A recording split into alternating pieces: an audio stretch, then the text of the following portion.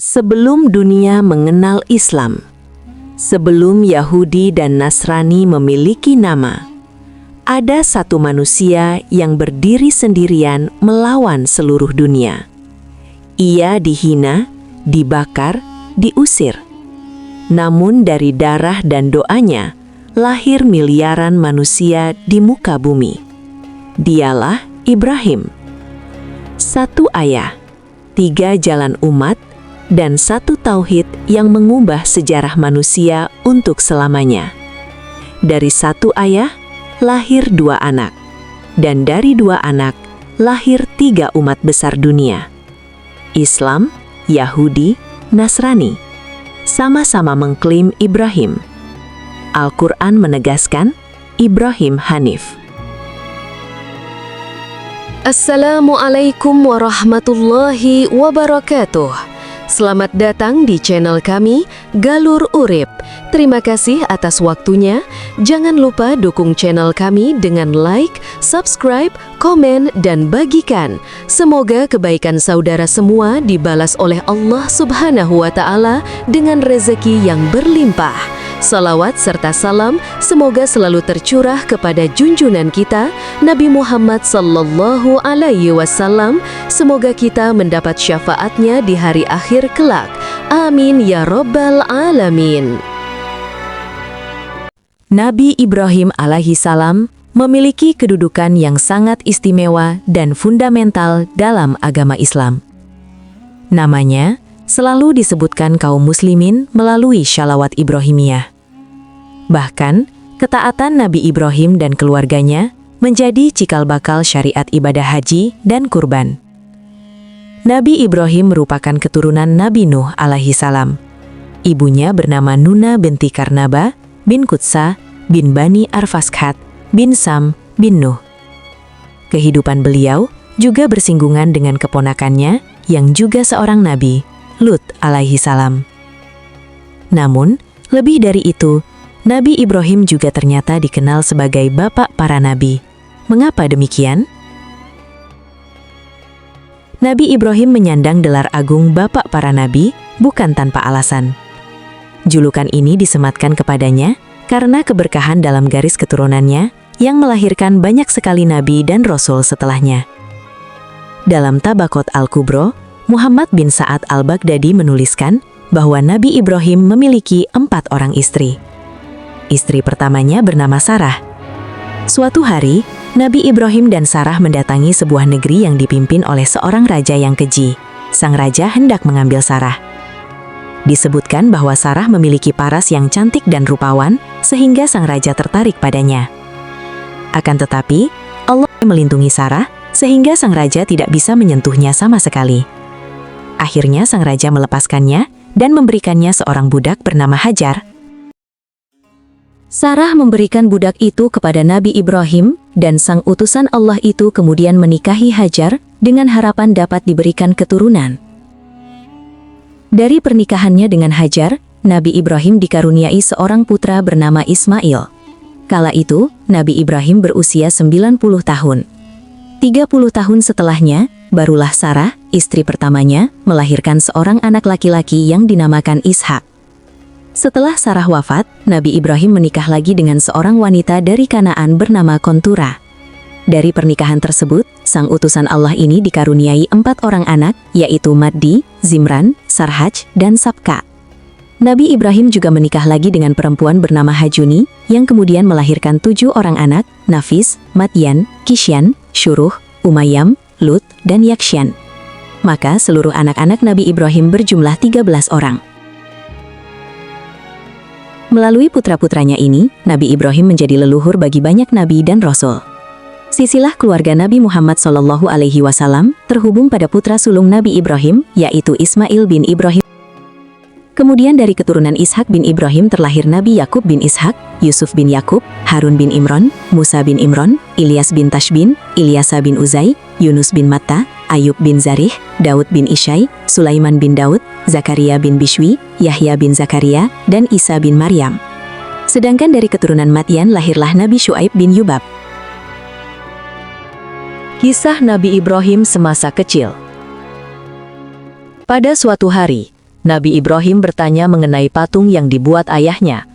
Lalu ayahnya memberitahunya bahwa semua itu adalah patung dari Tuhan-Tuhan. Melihat hal tersebut, Nabi Ibrahim keheranan dan menolak pemikiran tersebut. Nabi Ibrahim memanfaatkan patung-patung itu untuk bermain. Bahkan terkadang ia menunggangi punggung patung-patung seperti orang-orang yang biasa menunggangi keledai. Pada suatu hari, ayahnya melihatnya sedang menunggangi punggung patung yang bernama Marduh. Seketika ayahnya marah dan melarangnya untuk bermain dengan patung tersebut. Ibrahim bertanya, "Patung apakah ini, wahai ayahku?" Kedua telinganya besar, lebih besar dari telinga kita. Ayahnya menjawab, "Itu adalah Marduh, Tuhan dari para Tuhan, wahai anakku." Dan kedua telinga yang besar itu sebagai simbol dari kecerdasan yang luar biasa. Ibrahim tampak tertawa. Padahal saat itu beliau baru menginjak usia 7 tahun. Suatu ketika Ibrahim bersama ayahnya masuk di tempat penyembahan, tempat di mana patung-patung itu berada. Saat itu terdapat suatu pesta dan perayaan di hadapan patung-patung, dan di tengah-tengah perayaan tersebut terdapat dukun yang memberikan pengarahan tentang kehebatan Tuhan berhala yang paling besar. Dengan suara yang penuh penghayatan, dukun itu memohon kepada patung agar menyayangi kaumnya dan memberi mereka rezeki. Tiba-tiba, keheningan saat itu dipecah oleh suara Ibrahim yang ditujukan kepada tokoh dukun itu. "Wahai dukun, ia tidak akan pernah mendengarmu. Apakah engkau meyakini bahwa ia mendengar?" Saat itu, semua terlihat kaget dan mencari dari mana asal suara itu. Ternyata mereka mendapati bahwa suara itu adalah suara Ibrahim. Lalu tokoh dukun itu mulai menampakkan kerisauan dan kemarahannya. Kemudian ayahnya berusaha menenangkan keadaan dan mengatakan bahwa anaknya sakit dan tidak mengetahui apa yang dikatakannya tadi. Lalu mereka keluar dari tempat penyembahan itu, dan ayah membawa Ibrahim kecil menuju tempat tidur dan berusaha menidurkannya, lalu meninggalkannya. Namun Ibrahim tidak tertidur begitu saja ketika beliau melihat kesesatan yang menimpa manusia. Beliau pun segera bangkit dari tempat tidurnya. Beliau bukan seorang yang sakit. Beliau merasa dihadapkan pada peristiwa yang besar. Mustahil bahwa patung-patung yang terbuat dari kayu-kayu dan batu-batuan itu menjadi Tuhan bagi kaumnya. Kisah Nabi Ibrahim mencari Tuhan. Ibrahim keluar dari rumahnya menuju ke sebuah gunung. Beliau berjalan sendirian di tengah kegelapan. Beliau memilih salah satu gua di gunung tersebut, lalu menyandarkan punggungnya dalam keadaan duduk termenung. Beliau memperhatikan langit. Beliau mulai bosan memandang bumi yang dipenuhi dengan suasana jahiliyah yang bersandarkan kepada berhala. Akhirnya Nabi Ibrahim alaihissalam memutuskan untuk melakukan pencarian.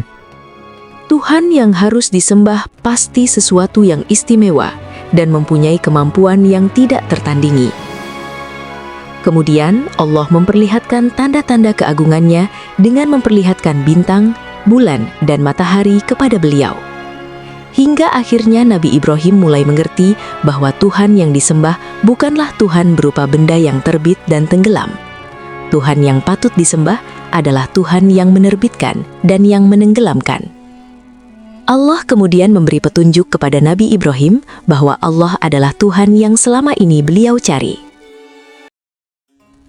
Nabi Ibrahim yang sudah memiliki kemantapan hati, hendak memerangi syirik dan persembahan berhala yang terjadi dalam masyarakat kaumnya, ingin lebih dahulu mempertebalkan iman dan keyakinannya, menenteramkan hatinya, serta membersihkannya dari keraguan-raguan yang mungkin sesekali mengganggu pikirannya dengan memohon kepada Allah agar diperlihatkan kepadanya bagaimana dia menghidupkan kembali makhluk-makhluk yang sudah mati. Bersarulah ia kepada Allah, "Ya Tuhanku, tunjukkanlah kepadaku bagaimana Engkau menghidupkan makhluk-makhluk yang sudah mati." Allah menjawab seruannya dengan berfirman, "Tidaklah engkau beriman dan percaya kepada kekuasaanku?" Nabi Ibrahim menjawab, "Benar wahai Tuhanku, aku telah beriman dan percaya padamu dan kepada kekuasaanmu. Tetapi aku ingin sekali melihat itu dengan mata kepalaku sendiri, agar aku dapat mendapat ketentraman dan ketenangan dan hatiku, dan agar kami menjadi tebal dan kukuh keyakinanku kepadamu dan kepada kekuasaanmu." Kemudian Allah mengabulkan permohonan Nabi Ibrahim, dan Allah perintahkan Nabi menangkap 4 ekor burung. Kemudian Allah perintahkan Nabi Ibrahim memperhatikan dan meneliti bagian tubuh-tubuh burung tersebut, memotongnya menjadi berkeping-keping hingga hancur luluh, dan bercampur baur itu diletakkan di atas puncak setiap bukit dari 4 bukit yang letaknya berjauhan satu dari yang lain. Setelah mengerjakan apa yang telah diisyaratkan oleh Allah, Nabi Ibrahim diperintahkan untuk memanggil burung-burung yang telah terkoyak-koyak tubuhnya dan terpisah jauh tiap-tiap bagian tubuh burung dari bagian yang lain. Dengan izin Allah dan kuasanya, datanglah berterbangan 4 ekor burung itu dalam keadaan utuh bernyawa seperti semula, saat mendengar seruan dan panggilan Nabi Ibrahim alaihi salam kepadanya. Lalu hinggaplah 4 burung yang hidup kembali itu di depannya.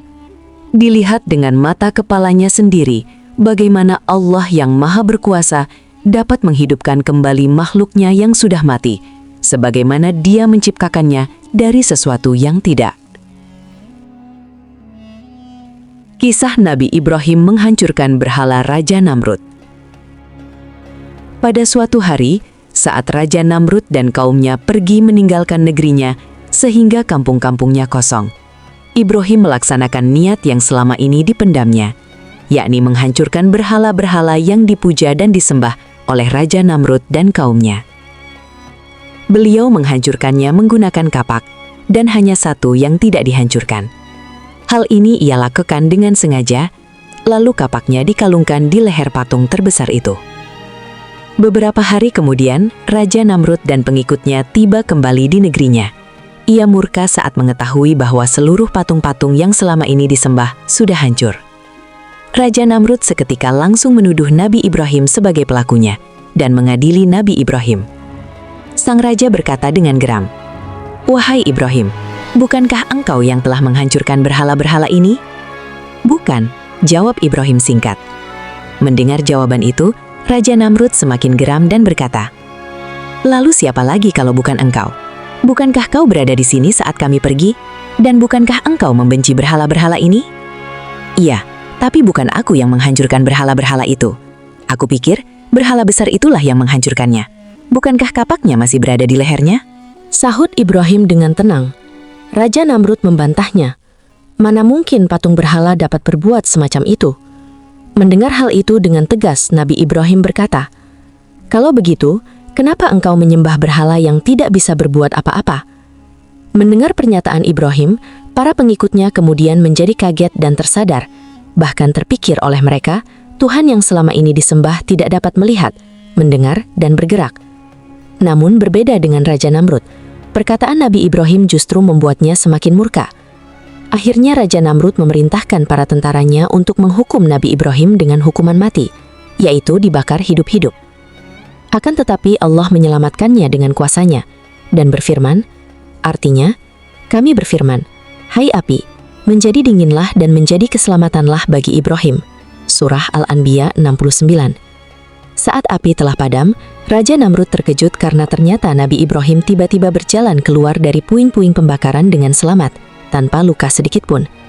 Setelah itu, Nabi Ibrahim pergi berhijrah ke negeri Kan'an dan Baitul Maqdis. Di sanalah beliau hidup dan memiliki keturunan. Kisah Nabi Ibrahim mendapatkan ujian. Nabi Ibrahim memiliki 2 istri, yaitu Sarah dan Siti Hajar, serta memiliki 2 putra, Ismail dan Ishak. Yang keduanya pun menjadi nabi dan rasul Allah. Ismail dilahirkan oleh Siti Hajar dan Ishak dilahirkan oleh Sarah. Beliau menikah dengan Hajar karena bersama Sarah tidak dikaruniai anak. Kemudian Sarah meminta Ibrahim untuk menikahi budaknya Hajar, dan lahirlah Ismail. Namun, kemudian tidak lama, Sarah akhirnya memiliki putra yang diberi nama Ishak. Ketika Ismail tumbuh dewasa, Allah hendak menguji kesetiaan Ibrahim terhadap perintah-perintahnya melalui sebuah mimpi tentang penyembelihan anak. Lalu, tanpa mengeluh dan merubah kekuatan keimanan beliau, Nabi Ibrahim mengajak Ismail untuk menunaikan perintah Allah. Ketika Ibrahim membaringkan putranya untuk melaksanakan perintah Allah, terlebih dahulu ia meminta tanggapan dan persetujuan dari sang putra, yaitu Ismail. Ibrahim berkata, "Wahai putraku, sesungguhnya aku melihat dalam sebuah mimpi bahwa aku menyembelihmu, maka sampaikanlah apa pendapatmu." Putranya menjawab, "Wahai ayahku, laksanakanlah apa yang diperintahkan kepadamu, Dengan perkenan Allah, kamu akan mendapatiku termasuk orang-orang yang sabar. Tatkala putranya telah merelakan diri, serta Ibrahim telah bersiap mengulurkan tangan untuk menyembelih putranya, seketika Allah memanggil Ibrahim supaya menahan tangannya. Sebab tindakan ini membuktikan bahwa Ibrahim bersedia melaksanakan apapun untuk Allah, juga membuktikan wujud seorang hamba yang berbakti, serta seorang sosok yang terpercaya bagi Allah. Kemudian Ibrahim mendapati seekor kambing sembelihan besar sebagai kurban pengganti putranya. Nabi Ibrahim alaihi salam mendapatkan tempat khusus di sisi Allah Subhanahu wa Ta'ala. Ibrahim termasuk salah satu nabi ulul azmi di antara 5 nabi di mana Allah Subhanahu wa Ta'ala mengambil dari mereka satu perjanjian yang berat, yaitu ujian di atas kemampuan manusia biasa. Meskipun menghadapi ujian dan tantangan yang berat, Nabi Ibrahim tetap menunjukkan sebagai seorang hamba yang menepati janjinya dan selalu menunjukkan sikap terpuji. Wafatnya Nabi Ibrahim. Ketika memasuki umur 150, Allah menampakkan uban pada rambut Nabi Ibrahim. Ulama berkata, alasan Allah memunculkan uban kepada Nabi Ibrahim adalah karena Ishak, putra beliau, sangat mirip dengan beliau. Masyarakat di sekitar tempat tinggal beliau tidak bisa membedakan antara keduanya. Orang datang kepada Ishak dan menyangka bahwa dia adalah Ibrahim. Orang tersebut menyapa, "Assalamualaikum wahai Khalilullah." Akhirnya Ishak menjawab, "Aku adalah anak dari Khalilullah. Ia lebih baik daripada aku. Dia baktuanku dan aku ibarat budaknya." Saat orang-orang mulai tidak bisa membedakan antara Nabi Ibrahim dan Nabi Ishak, maka Allah memberinya tanda berupa uban. Namun Nabi Ibrahim merasa sedih melihat rambut ubannya yang memutih, tetapi beliau tidak bisa menolak apa yang dialaminya. Nabi Ibrahim adalah orang yang pertama kali beruban dari keturunan Nabi Adam. Kemudian juga diriwayatkan, ketika malaikat maut hendak mencabut nyawa Nabi Ibrahim alaihi salam, maka beliau berkata, "Hai malaikat maut, apakah kamu pernah tahu seorang kekasih mencabut nyawa orang yang dicintainya?" Maka malaikat maut naik ke langit untuk melaporkannya kepada Allah Subhanahu wa Ta'ala. Lalu Allah berkata, "Katakanlah kepada kekasihku, apakah seorang kekasih tidak suka bertemu dengan orang yang dicintainya?" Lalu malaikat maut kembali kepada Nabi Ibrahim. Dia menyampaikan apa yang dikatakan Allah Subhanahu wa Ta'ala. Mendengarnya, Nabi Ibrahim berkata kepada dirinya, "Tenanglah dirimu untuk saat ini." Kemudian malaikat maut mencabut nyawa beliau. Nabi Ibrahim dikuburkan di perkebunan Hairun, sebuah kebun miliknya, karena sebelumnya beliau berwasiat agar dikuburkan di sana.